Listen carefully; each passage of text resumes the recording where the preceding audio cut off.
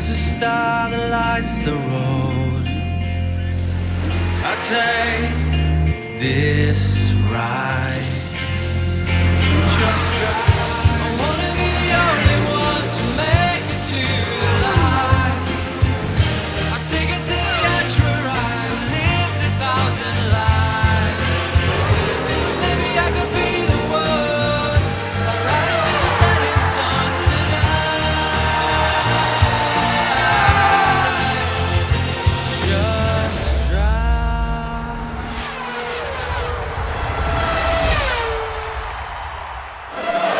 Hello, welcome back to Jerez, and for the fourth and final day of the test here. Hello. Hola. Oh, he's gone all shy. We've got a new reporter. I thought for the last day I'd bring you into the interview pen to show you what happens. Oh, Pete, you're getting very careful of the little lad. Are you okay? Are you all right? Yeah? You meant to put the earplugs in. Anyway, I thought I'd take you into the pen. So, Pete, do come in, but just careful of the lad. There we go. Come on. There you go. There you go. Good boy. The interview pen, to just tell you what's going on. Session's still going on because it was extended because we had a loose drain cover, some concrete on the track, some rocks on the track, so described by this man, the world champion Sebastian Vettel. So I just thought I'd tell you about the sort of anatomy of the pen. This is where we interview the drivers. So when Sebastian comes out, for example, he does the first bit in German. So he's talking to Felix, the German reporter there. Britta Röska, his press liaison person, is standing next to him with the dictaphone to make sure everything is recorded. And then he comes to talk to English. So English people, reporters, and little lads as well. So on the left we've got Fox Sports from South America. We've got the effervescent Rachel Brooks from Sky Sports News, her cameraman Simon, and we've got Sky Italy, who are back in Formula One this year. So what we do is just stand here, wait our turn, and then ask the driver whatever we want to ask him. So it's been an interesting test for Red Bull Racing. I think you've got to say that they've come out of it pretty well. Today, Sebastian Vettel was doing longer runs. He was fastest on the harder tyre. He's got the fastest hard tyre time for the whole test, which you've got to say is pretty good. And they've just been sort of moving things around, doing some work. I'm just wondering, actually, Vettel said yesterday something about talking about moving things around within the car, and a lot of the devil is in the detail of under the car. So I'm interested in exactly what that is, whether they've moved any of the KERS around and seen what they're doing there. So I might well ask him about that. If not now, then later on. Just checked on the alternator, by the way. Do you remember? Here we go. Sebastian, hello. So how would you sum up the test? We can do it like that if you want. How would you sum up the test from your point of view? Well, I think for the whole team has been quite successful. The car didn't have any, problems in terms of reliability and so on. So we did a lot of laps. Yeah, I'm quite pleased with the result.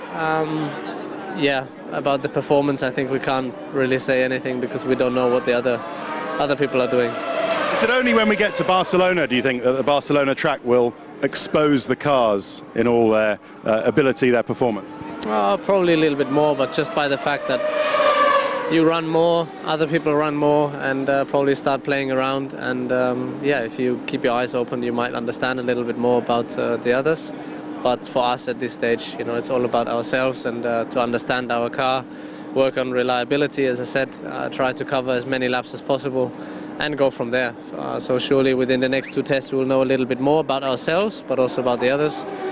But then again, Australia is a very different track, different conditions. I reckon that in Barcelona it's going to be a little bit cooler than here, so and cooler than in Australia, so might be difficult to give a final heads up before the start of the season. Final question for me on a general point. Do you sometimes use testing to perfect your own driving style? Do you play around with apexes? Do you play around with braking points? Oh, all the time. Surely here, it's quite aggressive on tires, so you have to play around, and which is good. It gets you into the rhythm straight away after a little bit of a break. So it's good to start working with tires again, trying different lines. So you have to, otherwise you just go a lot slower every lap, and you try to limit that, obviously. Same for everyone. Yeah, but how much the tires will be, playing a role this year, different to last year, it's difficult to say. I don't expect it to be that different. Thank you very much, Sebastian. And there you go. The scrum then continues as all the other journalists move in. I didn't think he looked that happy, did you? Hands in his pockets, which is pretty much normal. Said he was happy enough. Excuse me. They're standing out in the cold.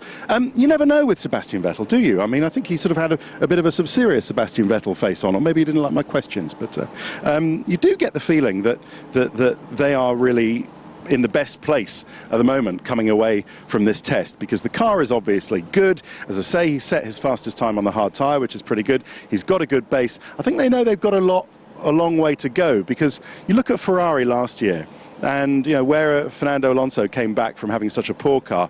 Now that Ferrari have got essentially a pretty good car, he knows that the fight is going to be very intense. I was just telling you about the alternator before we had to break away to interview Sebastian, and they have kept with the same alternator, the Magneti Marelli alternator from last year at Red Bull Racing. Some thought perhaps that, and Red Bull's Representative Helmut Marko was sort of floating the idea, wasn't he, last year, about possibly changing alternator manufacturers. Magneti Marelli supply the alternator to Renault, who then put it in as part of the engine and everything else. But they've kept with the Magneti Marelli alternator, the one that was proven pretty much reliable towards the last few races of the season, if not earlier on in the season. So where are we? Yes, we are talking about the teams of packing up, aren't we? So this is, I just want to show you some of the, and look at this, there's Marussia truck coming towards us. I wonder if I could, should we play chicken with a truck? Let's talk about Marussia, seeing as he's coming up. Do I have to go to the side? Yeah, no, a bit more to the side? Okay, Luis Razio was in the car today, and doing a bit more work for them, really sort of getting to know the car and getting to know the environment and the engineers. Good actual work for them. And if we look at sort of Mercedes as well, have you played Spot Felix yet, Pete? He's just gone into a motorhome. And another Marussia truck. Yeah, so Razia doing pretty well for Marussia. And you know, look at it this way. This time last year, Marussia weren't at any of the pre-season tests, so they've done pretty well to make it through the Jerez one. He did a race distance today. What else should we talk about? Let's talk about Ferrari next, shall we? Pedro de la Rosa was driving for them, and I thought he cut a very dashing figure in his red overalls. Had a bit of a fire, a gearbox problem that led to a fire earlier on in the day. So it was a bit of a fiery start, you have to say, for Pedro de la Rosa, but he recovered well. But Ferrari looked pretty much sorted as far as they can be. Not on Red Bull's pace, I think that's fair to say, but they do look pretty much as sorted as they can be. Who else has, look at this, look, now the Lotus trucks come in here. You've got to say these trucks are doing a bit of a pretty pace, given that we're all standing here in the paddock, and they just have to roll in. Let's talk about Lotus, shall we? Seeing as they're not running us over. Kimi Räikkönen not exactly ecstatic with the E21 so far. Not perfect, working on the balance is what he was doing today. They've ditched that metal Coanda exhaust surround that we were talking about when on the notebook yesterday. They've gone back to the carbon fiber one as they try to perfect the overheating. Still no passive rear wing, passive double DRS rear wing stalling device. The ears are there, but they still haven't run it on today at least. And he ended up fastest. Well, when I left the press centre, he was certainly fastest. How are you? I don't know whether he ended up, I think he probably did, Kimi Räikkönen. So actually, here's a man who will be able to tell me. It's Sky Sports website guru Mike Wise. Mike, who ended up fastest?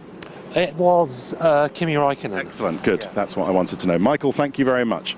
Mike and James Galloway, who've been doing the live text, if you've been watching that, which is absolutely brilliant. I learn things from it all the time, as well as contributing to it. How does that work? Okay, so yeah, this is what I want to say about Lotus. Remember 2012, okay? They came here, they blitzed, do you remember? They blitzed the, Pete, you devil. They blitzed the first test and then went to Barcelona and the car broke.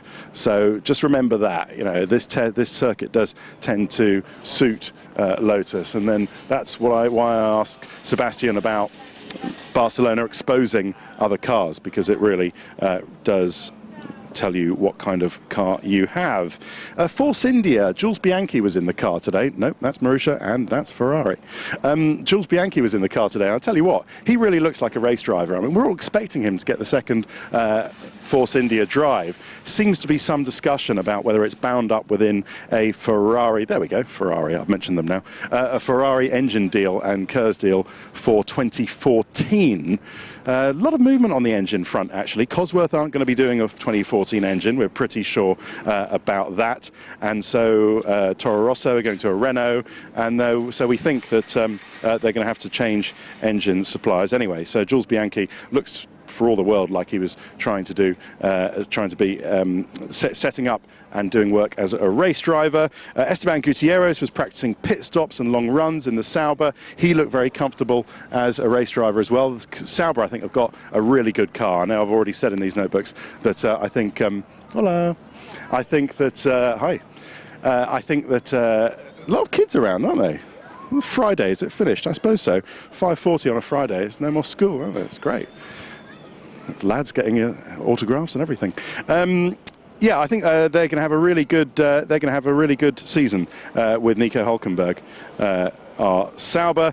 Lewis Hamilton. Sergio Perez was doing pit stop practice. He had a puncture, and that curtailed his running slightly. But at McLaren, he seems to be pretty happy. Bottas was getting to know the team, working on setup, working on tyre setup, getting to know the new engineering structure within the team. Now that they've lost one of their top engineers to Sauber, Chevy Pujolar is the new chief engineer at Williams. He's been at Williams quite a long time, and Mike Coughlin is kind of in charge, technical director. So apparently Bottas was just getting to know all of them. I wonder how close I can get to a truck without it hitting me.